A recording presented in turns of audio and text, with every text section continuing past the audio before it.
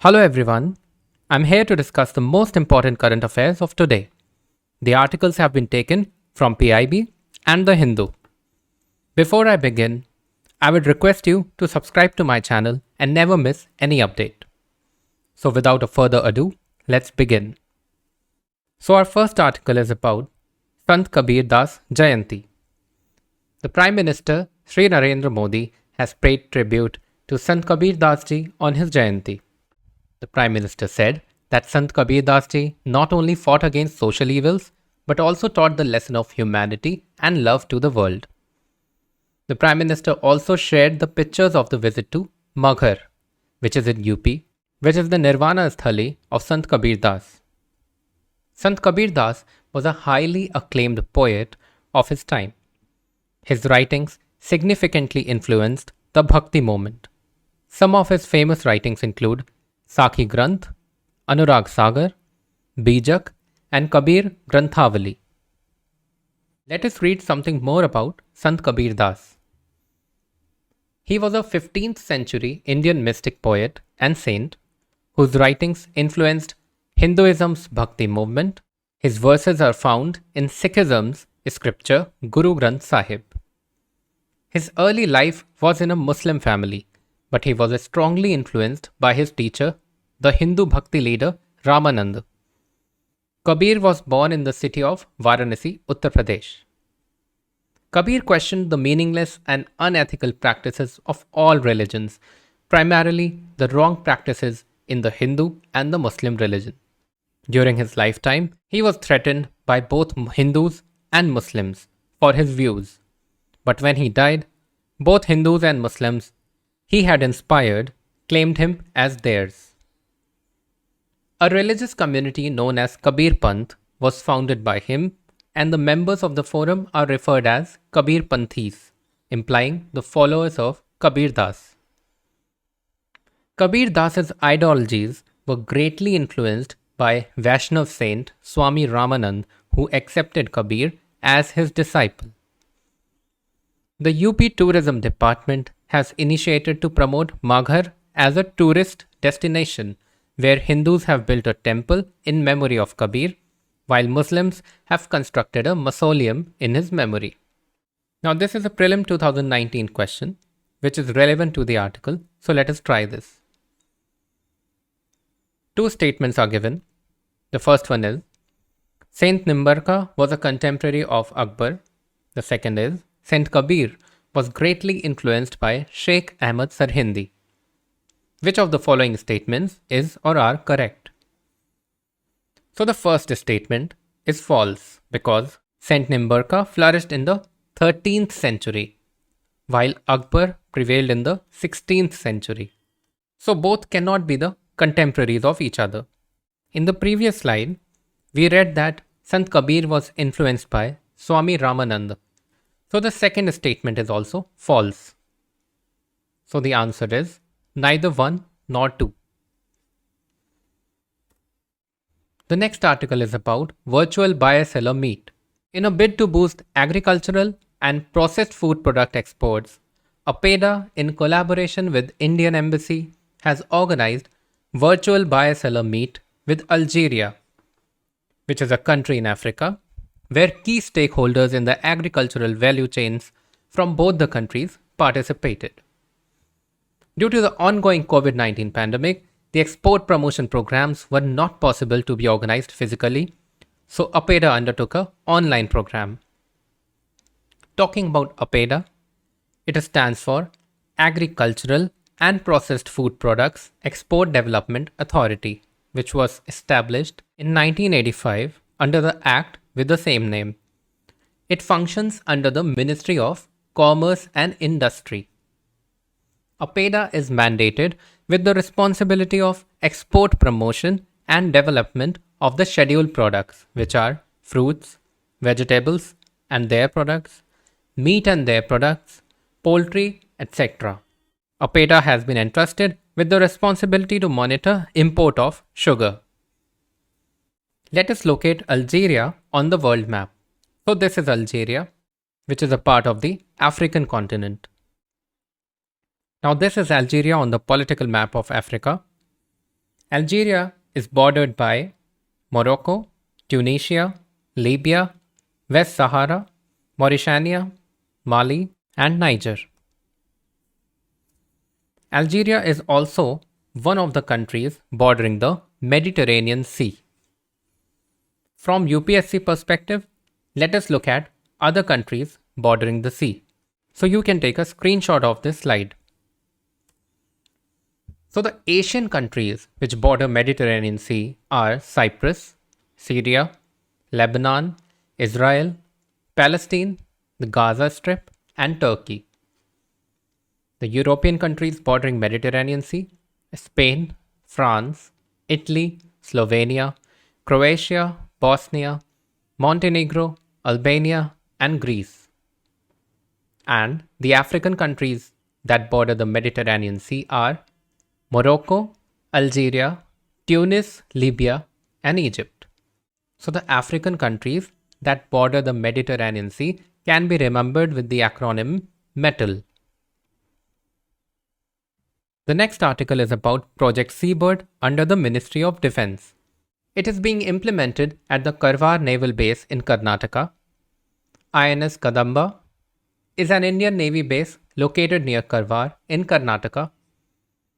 The first phase of construction of the Karwar Naval Base was codenamed Project Seabird and completed in 2005.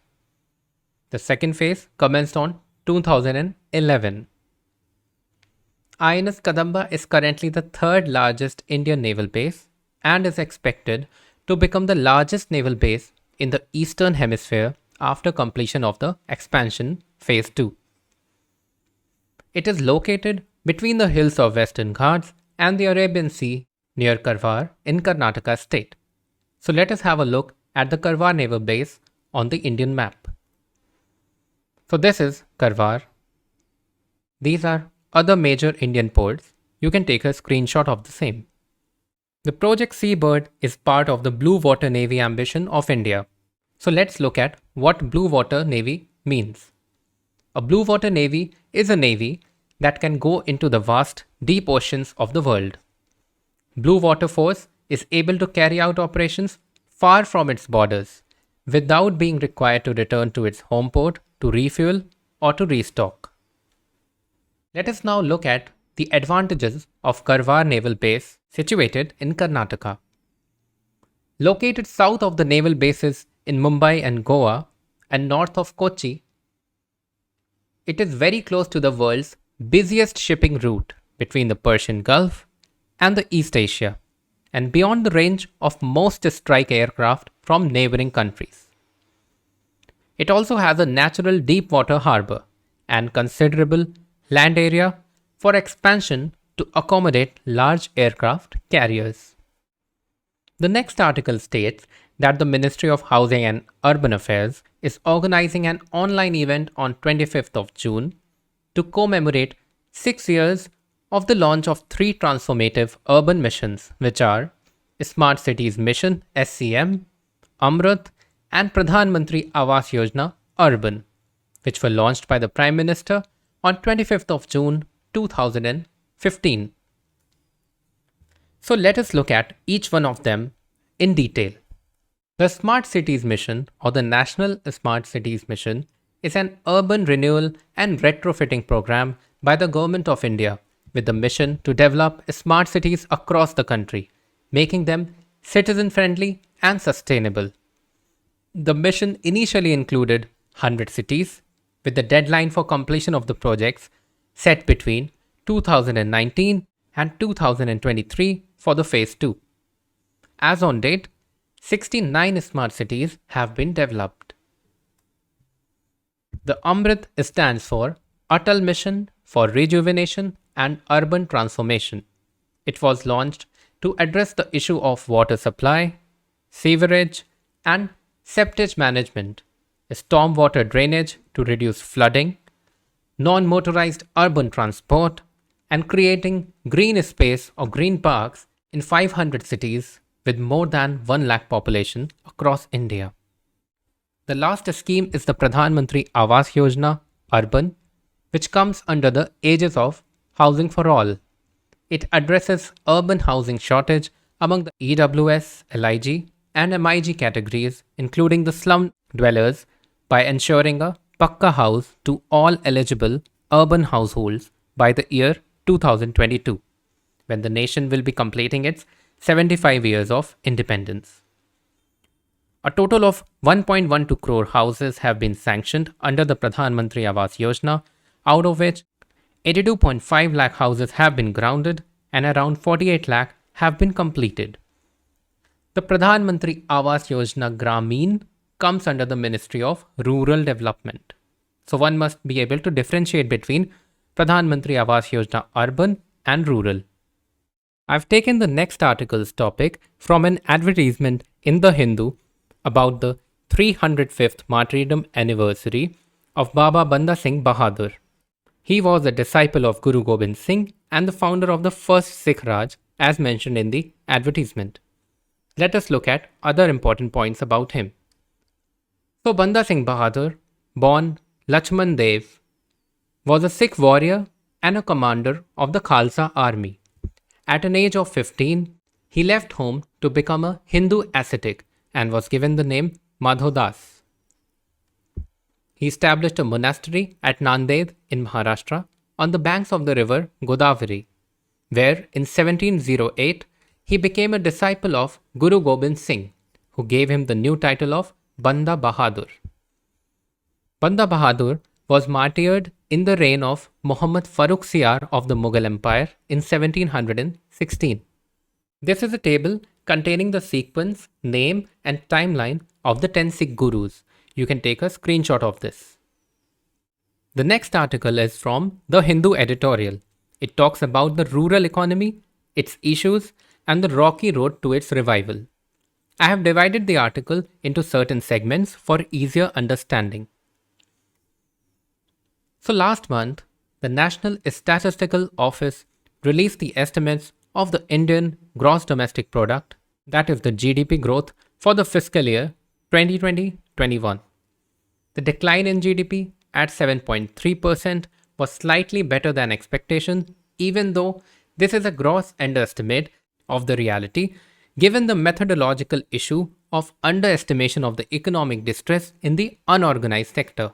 So the article basically says that the unorganized sector basically goes unnoticed or undernoticed throughout the GDP surveys. This decline followed 3 years of sharp decline in GDP even before the novel coronavirus pandemic hit the country. Economic growth had already decelerated to 4% in 2019 and 20, less than half from the high of 8.3% in 2016 and 17. The sharp decline in GDP was partly as a result of the trend of a slowdown in the economic activity since 2016 and 17, but a large part of the economic outcome in the first year of the pandemic is also a result of the mishandling of the economic situation. The article then goes on to talk about the contribution of agriculture in the Indian economy.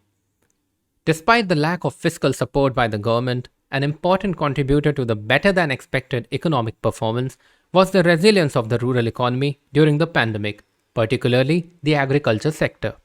While rural areas were the first point of refuge for a majority of migrants who walked back thousands of kilometers from urban metropolitan areas, agriculture was the only major sector which reported an increase in the gross value added or GVA in 2020-21.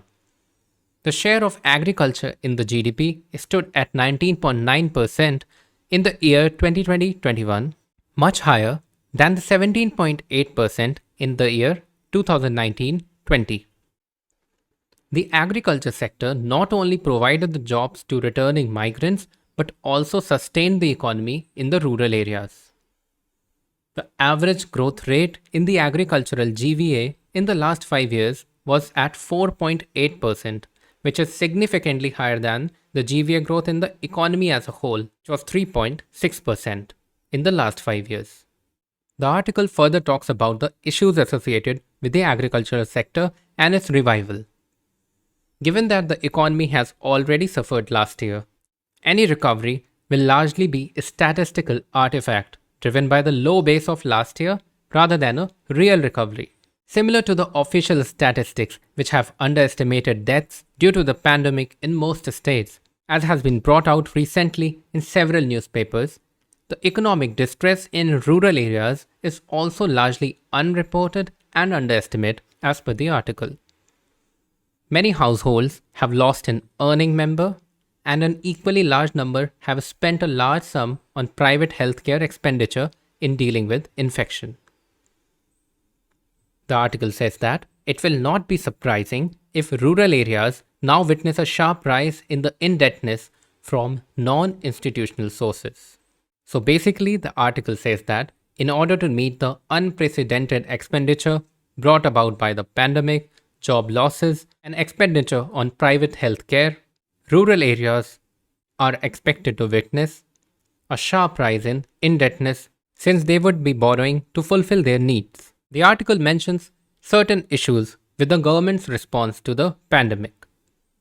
Unlike last year, the government has not increased the allocation this year for the National Rural Employment Guarantee Scheme, or the MNREGA. While the Free Food Grain Scheme has been extended this year until November 2021, it does not include pulses as was provided last year. For the country as a whole, despite an increase in employment demand in the National Rural Employment Generation Scheme, the person days generated in May 2021 was only 65% when compared to the same month previous year. Now the person days means the number of people working per day times the number of days worked. Similarly, there has not been any cash transfer to vulnerable groups, unlike last year. The article talks about the declining demand and the rising international prices of agricultural commodities. It says that the indicator of declining demand is the decline in wholesale prices of most of the agricultural commodities. Cereals and vegetables, which together account for more than half of crop output, have seen prices decline on a year-on-year basis for more than 6 months now. This is happening at a time when international agricultural prices are at an all-time high. Then the article supplements the international price rise, citing the example of pulses and oilseeds, both of which are largely imported. The net result is a peculiar situation where output prices for dominant agricultural commodities in the domestic market are declining, while consumer prices of essentials such as edible oil and pulses are contributing to the rising inflation. The article goes on to talk about inflation. Rising inflation further threatens to reduce the purchasing power of the rural economy, struggling with declining incomes and job losses. The increase in the number of people practicing agriculture due to lack of other employment opportunities and hence reverse migration puts a lot of pressure on the agricultural sector. The rural areas have been lagging behind in the overall rate of vaccination as well. The author suggests that rural areas will need greater fiscal support, both in terms of direct income support to revive the demand in the economy, and also through various subsidies and protection from the rising inflation in input prices. The next article talks about the India-Africa relationship. I have divided this article also into certain segments for easier understanding. So the latest economic data confirms what was apprehended by certain experts, that the India-Africa trade is on a decline. The article cites the Confederation of Indian Industries report that in 2020-21, India's exports to and imports from Africa stood respectively at $27.7 billion and $28.2 billion, a reduction of 4.4% and 25% over the previous year. The article mentions that the bilateral trade volume has declined. The article mentions that India's investment in Africa too saw a decrease, which is about 1/3 of China's investment in Africa. So in the geopolitical scenario, we are lagging behind China. India's top 5 markets in Africa today are South Africa, Nigeria, Egypt, Kenya, and Togo. The countries from which India imports the most are South Africa, Nigeria, Egypt, Angola, and Guinea. The article mentions that India's top 3 exports to Africa are mineral fuels and oils, pharmaceutical products, and vehicles. Mineral fuels and oils, essentially the crude oil, and pearls, precious stones or semi-precious stones, are the top 2 imports, accounting for over 77% of our imports from Africa.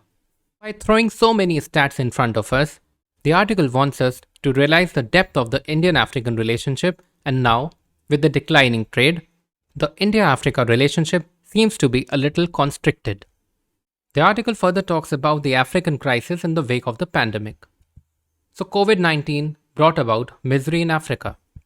Though the experts suggested that the strength of community networks and the continuing relevance of extended family played an important role for the country to deal with the pandemic. Besides, Africa has some of the protocols in place, having recently suffered from Ebola and thus managed the pandemic really well. With much of the world caught up in coping with the novel coronavirus pandemic's ill effects, the flows of assistance and investment to Africa have thus decreased.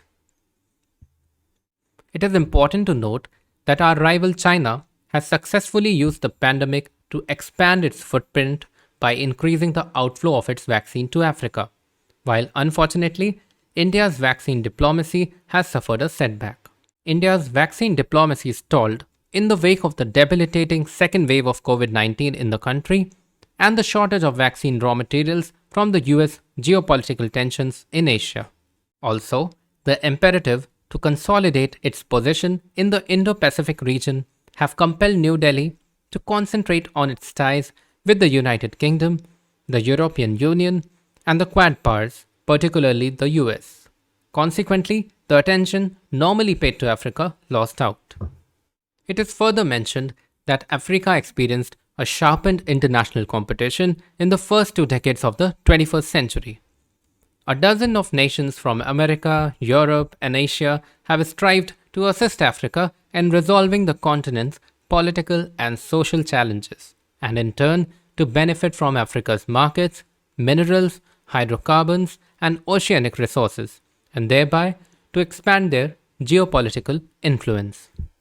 There is an important program, ITEC, related to India-Africa relationship, which is relevant with respect to this article, though it is not mentioned in the article. Let us have a look at it. So ITEC, or Indian Technical and Economic Cooperation, was launched in 1964 by the Ministry of External Affairs. The ITEC program is fully funded by the Government of India. The program is essentially bilateral in nature. Under ITEC and its sister program, SCAAP, which is the Special Commonwealth African Assistance Program, 161 countries in Asia, Africa, East Europe, Latin America, and the Caribbean, as well as the Pacific and small island countries, are invited to share in the Indian developmental experience acquired over the 6 decades of India's existence as a free nation. In the closing paragraph, the article mentions the path to rekindle India-Africa relationships. So the article talks about the 3rd India-Africa Forum Summit, which was last held in 2015. The article says that the 4th summit, pending since last year, should be held as soon as possible, even if in a virtual format. The article also mentions that to overcome the Chinese challenge in Africa, we must increase our cooperation with international allies. The recent India-European Union Summit has identified Africa as a region where a partnership-based approach will be followed, and this is a good sign. Similarly, when the first in-person summit of the Quad powers is to be held in Washington, a robust partnership plan for Africa should be announced. India must revive the relationship with Africa before China takes over. So that's all from my side. Do write your queries and suggestions in the comment section. Thank you so much.